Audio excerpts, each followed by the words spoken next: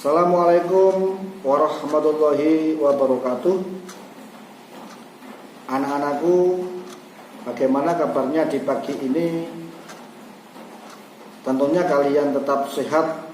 Yang paling penting kalian tetap semangat di dalam mengikuti pembelajaran virtual, pembelajaran daring kali ini.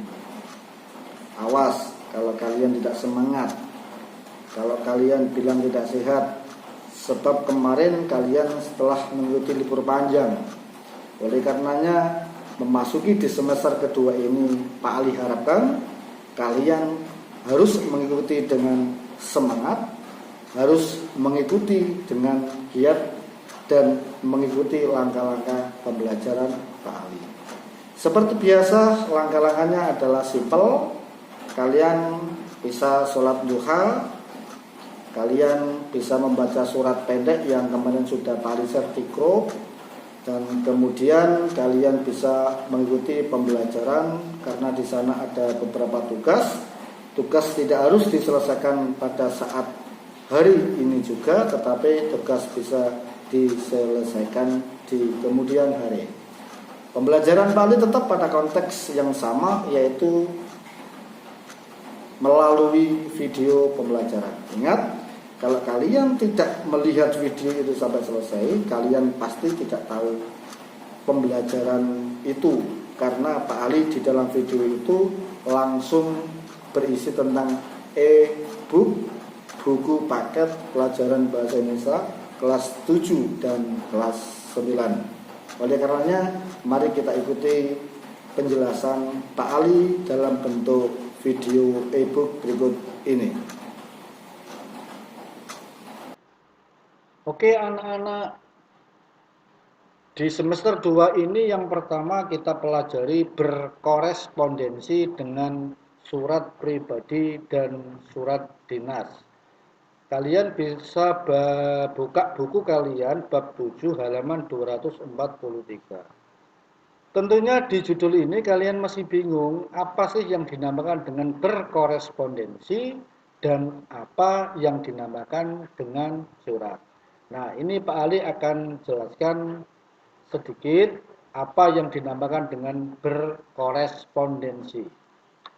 Berkorespondensi berasal dari kata dasar korespondensi, yaitu sebuah istilah umum yang merujuk pada aktivitas seseorang melalui surat menyurat.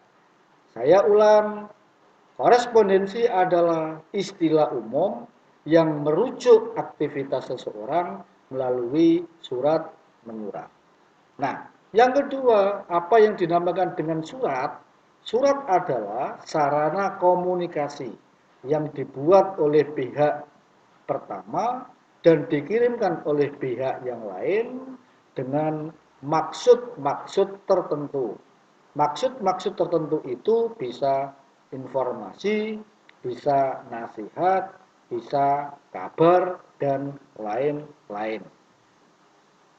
Pak Ali ulangi, yang dinamakan dengan surat adalah sarana komunikasi yang dibuat oleh pihak yang satu dan dikirimkan ke pihak yang lainnya dengan tujuan tertentu. Tujuan tertentu itu bisa menginformasikan, bisa mengkabarkan, bisa memberikan saran, bisa memberikan nasihat, bisa memberikan masukan, dan lain-lain. Pada intinya di bab 7 ini kalian nanti akan belajar banyak. Yang paling terakhir adalah kalian diberi tugas keterampilan produk untuk membuat surat, baik surat pribadi maupun surat dinas. Nah, mari kita ikuti penjelasan lebih lengkap lagi di bab 7 ini. Anak-anak bisa diperhatikan. Yang pertama, kalian diberi contoh. Ini adalah contoh surat. Kita buat yang agak besar lagi biar kita lihat. Pelalawan, 29 November 2015. Surat ini dibuat di Pelalawan pada tanggal 29 bulan November 2015. Ingat anak bahwa nama bulan harus diawali dengan huruf besar N, November, dan Pelalawan juga diawali dengan huruf awal besar P karena Pelalawan ini adalah nama tempat atau wilayah. Mari kita ikuti selanjutnya. Bapak Presiden yang terhormat. Berarti surat ini adalah diberikan kepada Bapak Presiden. Atau surat ini dibuat untuk dikirimkan ke Bapak Presiden. Karena alamatnya adalah Bapak Presiden. Nah, surat ini dibuat oleh Farha Astina, yang Farha Astina itu berada di Pelalawan, Riau. Kita ikuti isinya. Bapak, saya siswa kelas 6, kelas 4 SDN, Kuala Pandu.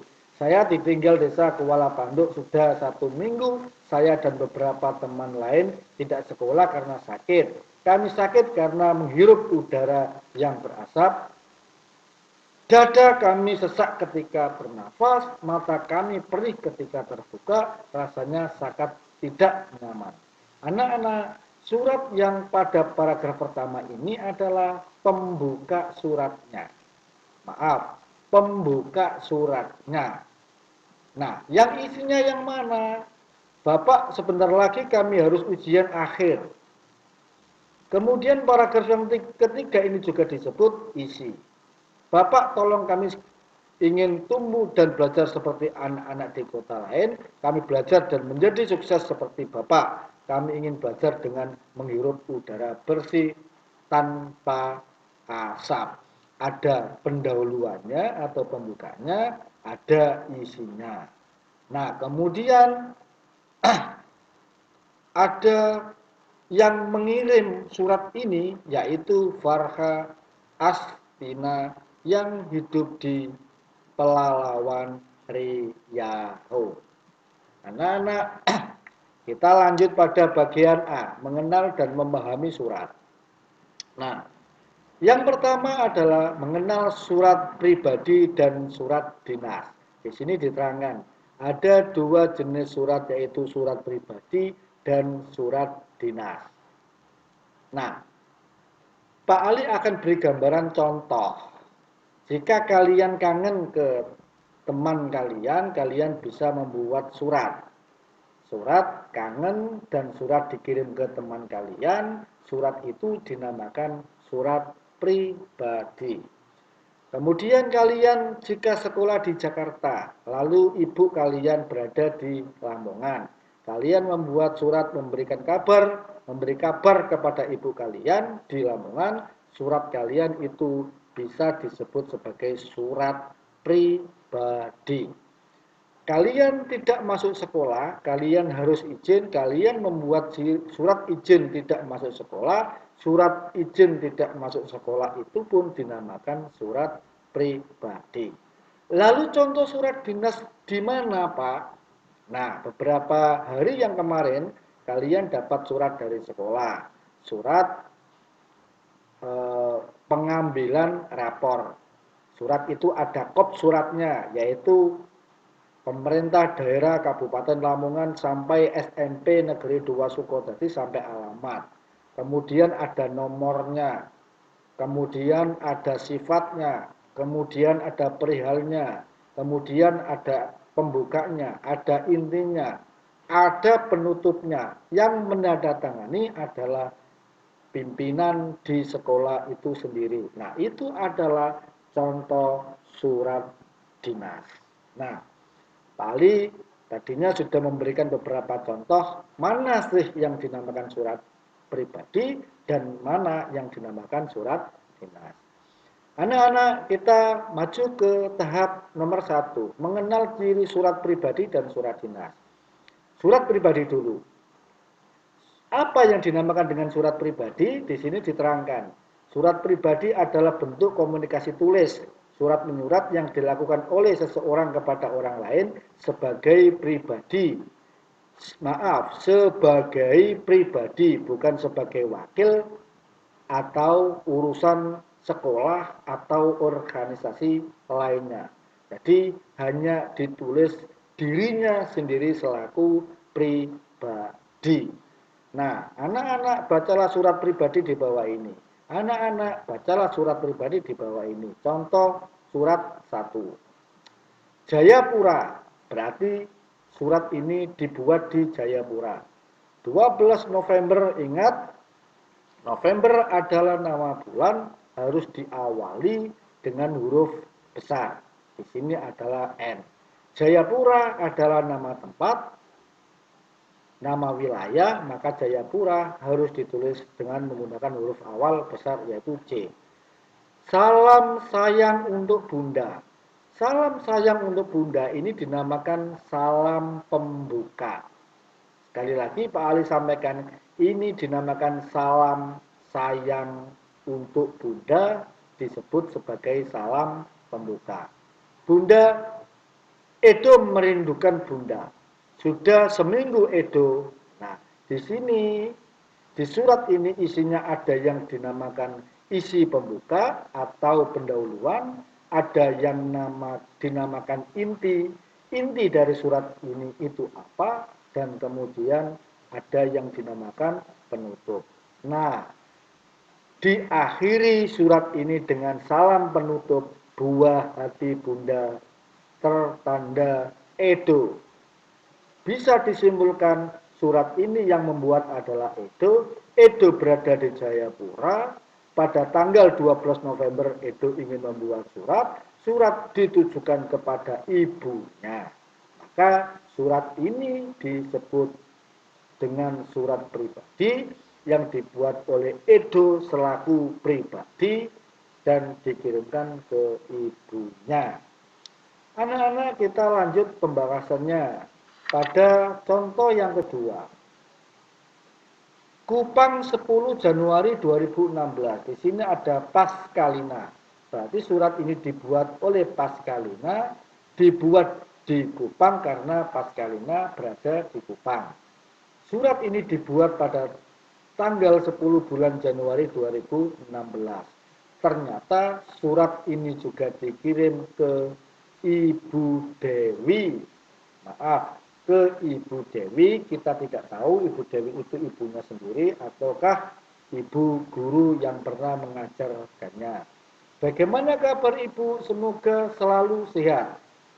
Bagaimana kabar Ibu? Semoga selalu sehat. Anak-anak perlu diperhatikan bahwa surat pribadi itu harus diawali dengan penyampaian kabar seperti ini. Bagaimana kabar Ibu? Semoga selalu sehat. Teman, kau di Jakarta bagaimana kabarnya? Tentunya kalian baik-baik. Tentunya kalian sehat. Itu juga dinamakan dengan penyampaian kabar.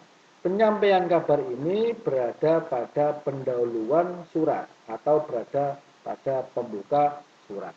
Nah, dari contoh yang pertama, maaf, ini dari contoh yang pertama, kemudian dari contoh yang kedua sama-sama surat pribadi, kalian diminta untuk menyimpulkan ciri surat pribadi. Menyimpulkan ciri surat pribadi ini dengan cara menjawab poin A, B, C, D, E. Pak Ali ulang. Kalian diminta untuk menyimpulkan ciri surat pribadi dengan cara menjawab bagian A, bagian B, bagian C, bagian D, bagian C. Anak-anak, jawaban kamu nanti diminta oleh Pak Ali, bandingkan apakah sudah benar, apakah salah dengan kalian melihat halaman berikutnya. Bandingkan dengan kotak info berikut. Maksudnya jawaban kamu ini dibandingkan dengan kotak berikut ini. Surat pribadi adalah bentuk komunikasi interaktif antara orang pertama pengirim dan orang kedua yang menerima. Surat pribadi berisi unsur tanggal surat, alamat surat, pembuka surat, pendahuluan, isi dan penutup surat serta nama pengirim surat atau juga tanda tangan. Apakah surat pada surat nomor 1 dan surat nomor 2 itu sesuai dengan bagian-bagian yang ada pada nomor 2 ini. Kemudian yang ketiga, isi surat pribadi berkaitan dengan masalah pribadi, menanyakan kabar, keperluan pribadi, dan tujuan komunikasi pribadi yang lain. Nah, anak-anak, sebelum Pak Ali tutup, tugasnya hanya ini saja.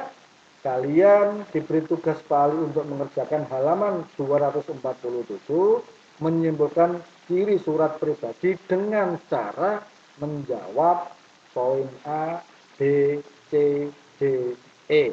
Kalian tulis di buku kalian sebagai buku tugas bahasa Indonesia. Demikian anak-anak sebagai pengantar di semester 2 ini, semoga kalian memahami surat pribadi. Untuk pertemuan berikutnya adalah mengidentifikasi surat dinas. Oke, terima kasih atas perhatiannya. Semoga kalian paham dan kalian bisa mengerjakan. Semoga kalian bisa memahami apa yang Pak Ali sampaikan. Demikian, Pak Ali akhiri. Assalamualaikum warahmatullahi wabarakatuh. Anak-anak tetap semangat.